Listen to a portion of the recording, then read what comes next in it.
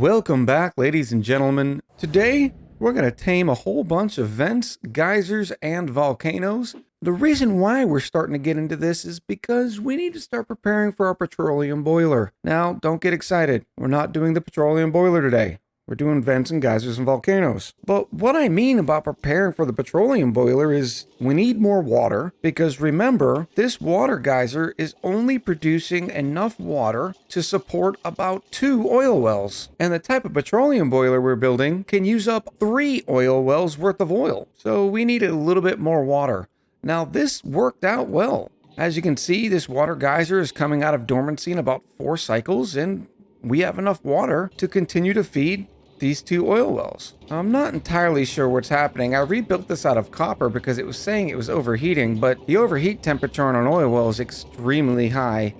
So I'm thinking maybe some oil or something else got into the water line? I don't know. More on that later. In our search for more water, I figured we might as well use the water that's coming out of this cool steam vent. After all, a large majority of the time, the only thing it's doing is filling up this tank. And this tank's only going towards research and our bristle blossom, which I'm happy to report our bristle blossom farming is going much better now. The base has started cooling down again, and all is well in the world. Except, because we use this very simple sort of taming system early in the game, think about it, it probably lasted almost 500 cycles. Well, now it's starting to emit its heat just too far across Rime, and that's not something we want. When you back out, you can see how far the heat's actually spread because the metal tile is transferring temperature from the cool steam vent little room out into the environment. So we're going to tame this properly and start using the water for our oil production as well. And since we were digging all this out to get access to this 3rd oil reservoir, I was like, you know what? This beautiful gold volcano is right here. So let's go ahead and tame it too. I also wanted to talk about, since it came up in the comments, why we're using all this automation instead of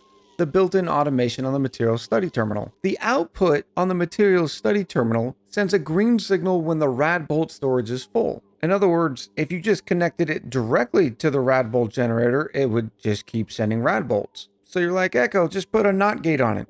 Well, then you have to deal with the problem is it'll still start sending rad bolts as soon as the material study terminal drops below 100. In other words, it would turn green whether there's 0 rad bolts into it or 99. And remember, your rad bolt generator sends at a certain clip. Now you could reduce this all the way to 50 and it would fire 2 bolts, get this up to 100, but then as soon as this thing dropped to 99, it would send another rad bolt, it would absorb 1 rad bolt, and then 49 rad bolts would just be wasted. Until I think of or see a better way to utilize that output, I think this is the way we're going to keep it. Today was also patch day, and this one was a pretty good one. They brought back the old virtual planetarium. Oh, look at it, it's all of its glory. So basically, you're going to have to do data analysis research instead of just straight orbital research in order to do that. Basically, how it's going to work is you're going to need to get data banks and then plug the data banks into the virtual planetarium. And you can get these data banks by apparently analyzing geysers, looking at point of interest buildings, and conducting orbital research. I also wanted to show you that we found a mutation on a thimbleweed seed, which means we can use this beautiful botanical analyzer. What a fancy name. And we'll be able to discover what that seed strand does. And now that we have our base cooling system up and running, we can actually get rid of this space heater. And that's great because that's an extra 120 watts we'll be saving. We're starting to build the frame for the cool steam vent tamer. We also dumped all this water into here, and that way it could relax and cool down. All the environment around here is pretty decently cold, so it should take the heat right out of it. We also need to use this area for our taming system. Now, I'd love to be able to turn this cool steam vent off, but unfortunately, you just can't. There's a trick where you can use a temperature shift plate made out of dirt and put it right where the geyser sort of activates the tile that, you know, when you remove it, then all of a sudden it starts going off. Well, I believe that only works on volcanoes because they get hot enough and then the dirt actually turned to sand. And since it turned into a tile, it would turn the cool steam vent off. Not a big deal, just gonna heat up the environment a little bit and waste a little bit of water. Now, the hard part about doing this is estimating where you want everything. And it starts for us with a double liquid lock because we want to be able to get in and out of here for a little while and vacuum the whole thing out. So I have to do a little bit of planning to figure out where I'm going to put everything before I can start sealing it up. So I was over clicking on the neural vacillator because I'm trying to find some of these POI buildings to see if a data bank comes out of it. So I inspected it, and sure enough, a data bank came out of it. Same thing for this desk and this filing cabinet. 2 more data banks. Which stinks because before the patch came out, I had already inspected these computer desks. It could have been 2 more data banks. But what makes this great is you're actually going to be able to knock out some orbital research before you even head to space. You take the data banks, you load them into the virtual planetarium, and they'll start knocking out one of these tier 4 researches. So we need to be careful, because if I got to decide which one I want before heading to space, using what limited data banks that we have, oh yeah, you know what we're going for. The almighty research reactor, that's what. Oh, this is great. I just keep inspecting things, finding little floppy disk laying everywhere. There's one even in the electronic display, not one in the sealing robot though. So the planetarium requires 1 data bank per research point. So if we take that and go check out, for instance, the research reactor, it would take 30 data banks. I don't believe there's 30 data banks or inspectable buildings on your home planetoid, but it would be close. All right, we've completed our 3rd oil well, and it's working well. Oh, I messed something up. This pump's not supposed to be pumping oil yet. And there it is. Click. This is probably my favorite variant. It's got the 2 little ladders here, but it allows for a bigger pool of oil. This one, you'll notice it's actually closer to the mesh tile, and that way the dupes can jump up here and do all the work they need to. Whereas this one has a couple of ladder tiles, and that way they can access up here. Very minor differences, but it's still interesting to see different little variants and how they turn out. All right, Star-Lord just finished that automation wire. Now we'll stop pumping oil. In fact, while there's still enough natural gas in here, we're actually going to clip the line on the gas pipe. That way we don't draw all the natural gas out of here and let other gases coming in like polluted oxygen until at least the oil gets up to that level where it provides its own liquid lock. Now we need to go through the process of sealing this water geyser up. There's a couple of reasons. One, we don't want any of the crude oil or petroleum or anything else leaking into this tank. It's the tank supplying all of our oil wells. So we're going to seal it in and leave a couple of airflow tiles. Now the airflow tiles are there because as the water level rises, it'll push all of this air out until it's absolutely chock full, and then we'll replace the airflow tiles with insulated tiles. Just an easy way to make sure that there's no extra gases in there. Right now we're sweeping everything out, and then we'll be ready to seal it up. We even have the liquid vent and the bridge already installed.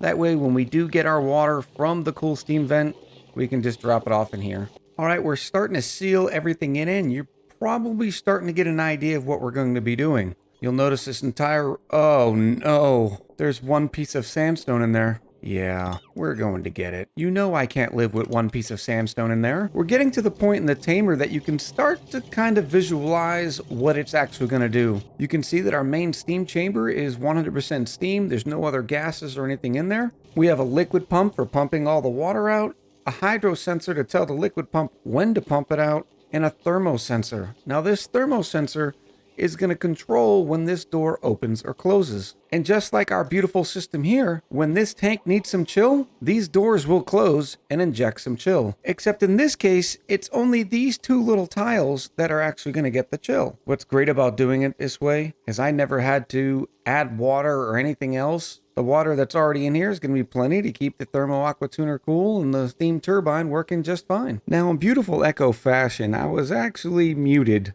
the first time I explained what this was, so I'm actually doing this in the edit. You can see that we finished the beautiful tamer. Some couple features that you may have noticed is we've double layered it in. The reason why we've double layered it is that way no heat escapes from inside the tamer to outside the tamer. You might also be thinking like, wow, this looks like a lot for a simple cool steam vent. It is, but it is very, very efficient. But it works just like our other systems do. The thermo aqua tuner injects chill into a little cool box, and when needed, the chill is injected into the steam room to make sure that that steam instantly turns into water. And because we're not trying to do too much with the temperature, it ends up costing very little power and is very efficient. After the cool steam vent, I now get to introduce you to this awesome little gold volcano tamer. Now you might be thinking, Echo, where's the rest of it? No, this is actually it. This is all it takes. Because metal volcanoes actually are spewing out refined metal, remember, refined metals have a very high thermal conductivity. So for us, that means if we put it in enough water, the steam turbine can take care of all that heat. We don't necessarily care that after the steam takes care of it, the gold's going to be sitting at 125 degrees, even though it came out of the gold volcano at 2626, which is very, very hot. But by the time the steam gets to it, it sits for a minute, it's going to be down to 110, 120 degrees. But remember, as soon as you build something with it, it kind of gets a default temperature. In other words, it doesn't matter since all we're doing is building with it. Now, if this was igneous rock and we're going to throw it back inside of our base, then we'd have to be more careful. But we start off with a couple of liquid locks, and that way none of the heat from in here escapes out here, doesn't go across this crude oil. We vacuum this whole thing out, we free the volcano, and then strap a steam turbine on it. Doesn't even require thermal aqua tuner. And that's because we're using the hot liquid output of the steam turbine to cool it back down. Unfortunately, we have to wait another 16 cycles before we actually can see this in action, but fear not. Some of you may recognize this system here. It's a contraption I highlighted during our 1,000 subscriber milestone video. And we had it going up once every second. Now we have it going up once every cycle. So if I know I need to wait another 16 cycles, I can just reset it and wait till that thing says 16. Handy little contraption for something that was just going to be deconstructed. What's also great is when we analyzed the gold volcano, it gave us 10 data banks. That's right, 10 awesome little floppy disks. In fact, with that and some of the inspecting we've done on the POIs, we're already at 16 out of 30 for radiation refinement. And keeping in mind that we have what we're guessing to be 30 vents, geysers, and volcanoes, that's 300 floppy disks. We'll be able to knock out most of the tier 4 research without even having to go to space. We're also working on this little fella here. Now the only difference is this is an iron volcano, and it'll require a lot more water and a second steam turbine. Now I built the liquid lock on the lower side because I ran out of room over here until I realized that the space abyssalite actually goes up on this side of it, and I should have started building it over here. But by the time I realized it, I already had most of this done, so this is what we're sticking with. Now in our gold volcano, I try to use between 2.5 and 3 tons of water. For our iron volcano, I'm gonna go up to 5 or 6 tons of water. And you might be wondering why. Why do you need so much more water and cooling potential? It has to do with the specific heat capacity and thermal conductivity of iron versus that of gold. You'll notice that the specific heat capacity of gold is a lot lower than the iron. The iron's at 0.449 with a thermal conductivity of 55, but the gold has 0.129 with a thermal conductivity of 60. What this means, long story short, is the iron holds a lot more heat and it loses it slower. So we have 8 tiles here, and each water tile holds 1 ton worth of water. So we're gonna fill probably all 8 tiles up just to make sure we can get this here. Then we're also gonna throw a little bit of water right here, and that way when we dig this out, the steam will start to transfer from here to there. Now you might be wondering why we have this weird little system here. Normally you would just build it straight across. We don't want the molten hot iron to come down through our ladder system. So we're going to kind of stop it here. Only 5 cycles left for our cool steam vent. I'm very excited to see this thing in action. And hey dupes, can we pick up after ourselves? Don't be slobs. Remember I told you a couple episodes back it was going to take us a little while to get the deep freeze? Well, we finally made it. This ice block is sitting at about -20. The whole system is working beautifully. Our water tank is around 25 degrees. Life couldn't be better in Max Paradise. Maybe if we had a doctor, that'd be kind of nice, but we have no doctor. We have about 10 cycles remaining with our gold volcano, and I went ahead and added some diamond temperature shift plates just to make sure that the temperature is even throughout this little area. I actually added one too many. This one's not supposed to be here. Temperature shift plates transfer temperature in all 8 tiles around them. So this temperature shift plate would actually transfer heat with this insulated tile. Now, it's not a huge deal, but it's, you know, the little things. We have a couple on the bottom row here, but they're just transferring with the neutronium. And neutronium has a thermal conductivity of 0.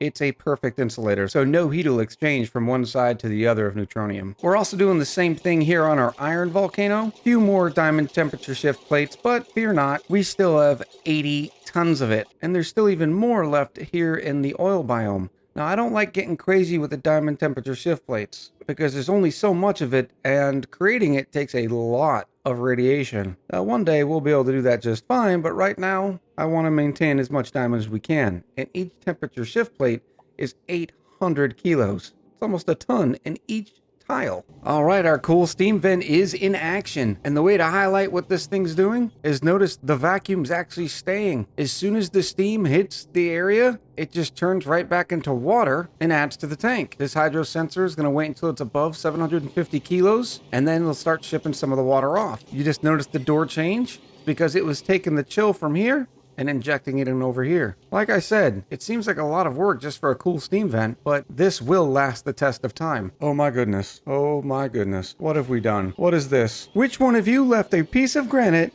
inside the steam room? That's it. I've had enough. No barbecue for anyone. You're only eating grub fruit until I find out who left that piece there. Remember earlier in the episode I told you we can close this thing up? Well, now's the time. We've finished vacuum out the iron tamer, and we have a little bit of sweeping to do. The dupes have learned their lesson not to forget one of my sweep commands. Had nothing to do with me. All we have to do is fill just a little bit more crude oil. I want a nice healthy amount, that way it repels the steam and keeps this area vacuum. We've put a couple of ice chunks in here. That way as soon as the iron volcano erupts, the iron will hit it, melt the ice, which then will turn into water, which then will turn into steam, and this whole thing will get cooking. Well, that's the theory. I wanted to highlight how well our cool steam vent tamer is doing. Since the cool steam vent's been running for a few cycles, the thermo aqua tuner is actually having to generate more chill, and the steam turbine's picking up on that heat. We also have this steam turbine tied right back into our power grid. I'd like to do the same thing for this one, but it's a lot farther away. We'll see how much energy it's actually producing from time to time, and we'll go from there. All right, we have enough oil in there. We're gonna keep topping it off, but no reason we can't get into this now. Now we are going to make sure that as soon as they dig these up, they're going to put some additional temperature shift plates right there.